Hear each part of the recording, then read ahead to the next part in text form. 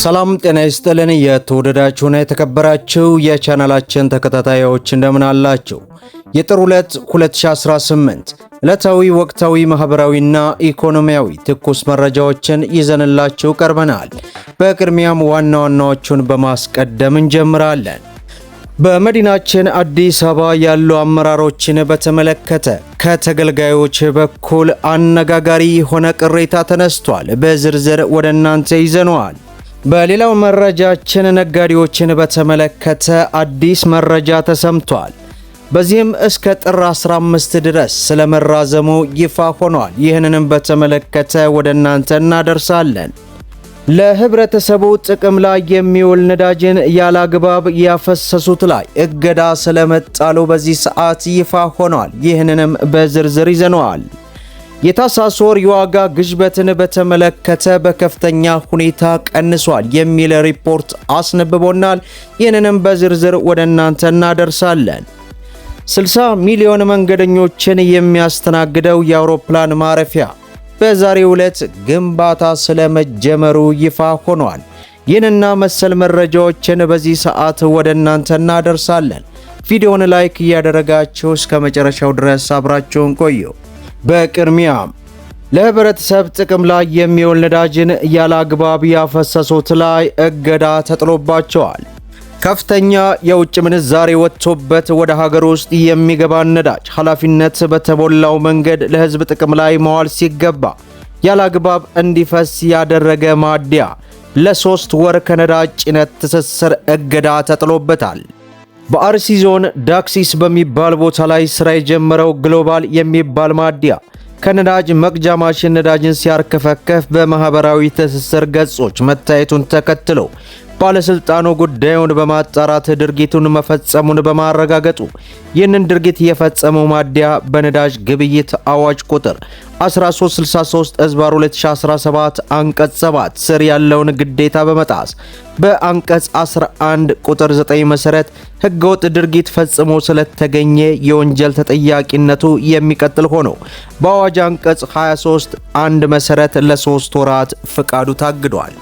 በሌላው መረጃችን በመዲናችን አዲስ አበባ ያሉ አመራሮችን በተመለከተ ከፍተኛ የሆነን ቅሬታ አስነስተዋል። በመዲናችን አዲስ አበባ አንዳንድ ወረዳ አመራሮች ተገልጋዮችን ያመናጭቃሉ፣ ለጥያቄ ምላሽ አይሰጡም የሚሉ ቅሬታዎች ብዙዎችን እያነጋገረ ይገኛል።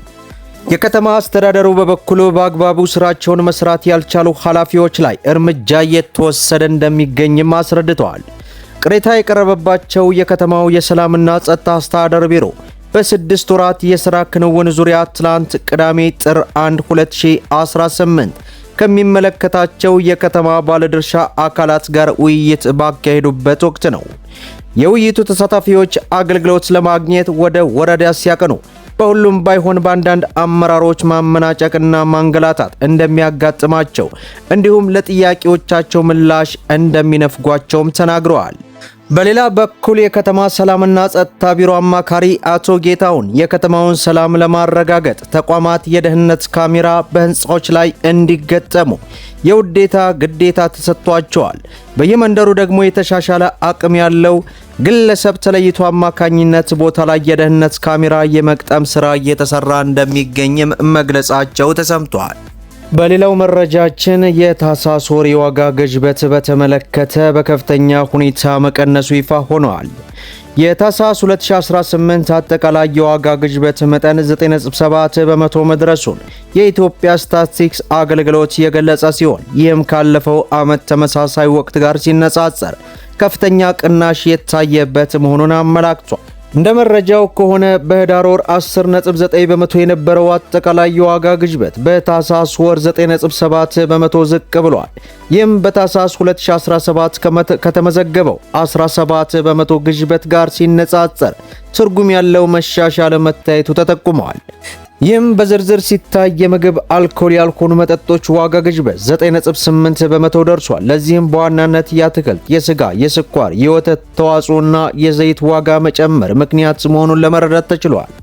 በሌላ በኩል ደግሞ ምግብ ነክ ያልሆነው የዋጋ ግሽበት 9.6 በመቶ ሆኖ ተመዝግቧል። ለዚህም የትራንስፖርት 17.6፣ የኮሙኒኬሽን 13.9 በመቶ፣ የምግብ ቤቶችና ሆቴሎች 13.8 በመቶ ዋጋ መጨመር አስተዋጽኦ አድርጓል ማለቱን ካፒታል ይፋ አድርጓል።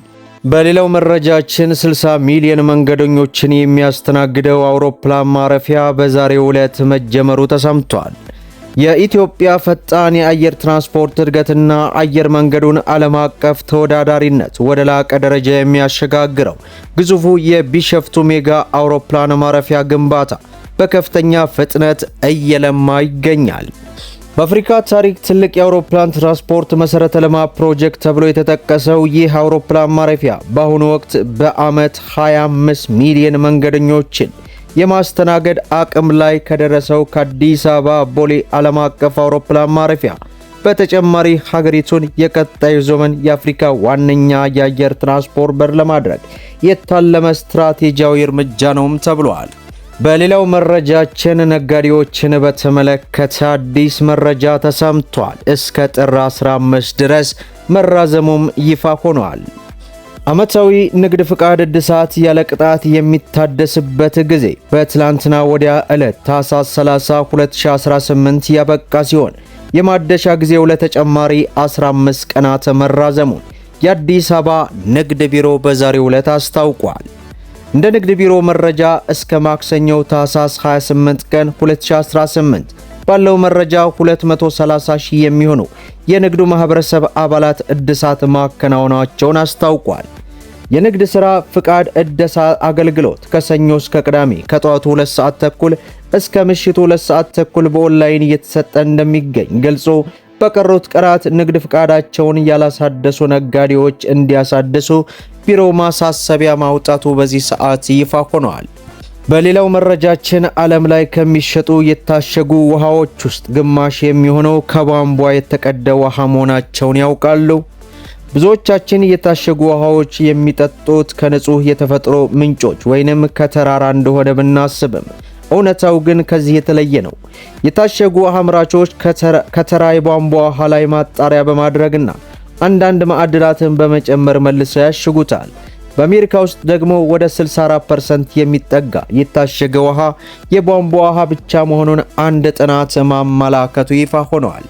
በሌላ በኩል በአሜሪካ 1.5 ትሪሊዮን ዶላር የሚገመት እጅግ ግዙፍ ሊቲየም ክምችት ተገኘ።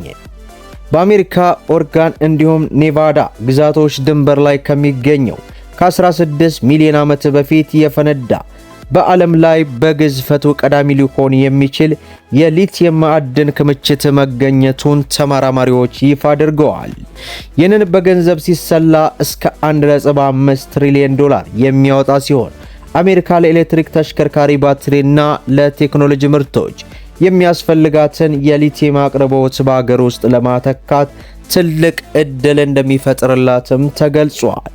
መደመጥ ያለባቸው ወሳኝ የሆኑ መረጃዎችን ይመስላሉ። ቪዲዮውን ላይክ ሼር አድርጉት። እስከ ፍጻሜው ድረስ አብራችሁን ስለቆያችሁ ልባዊ ምስጋናችን ይሰጠን። በሌላ ቪዲዮ እስከምንገናኝ ወሰላሙ አለይኩም ወራህመቱላህ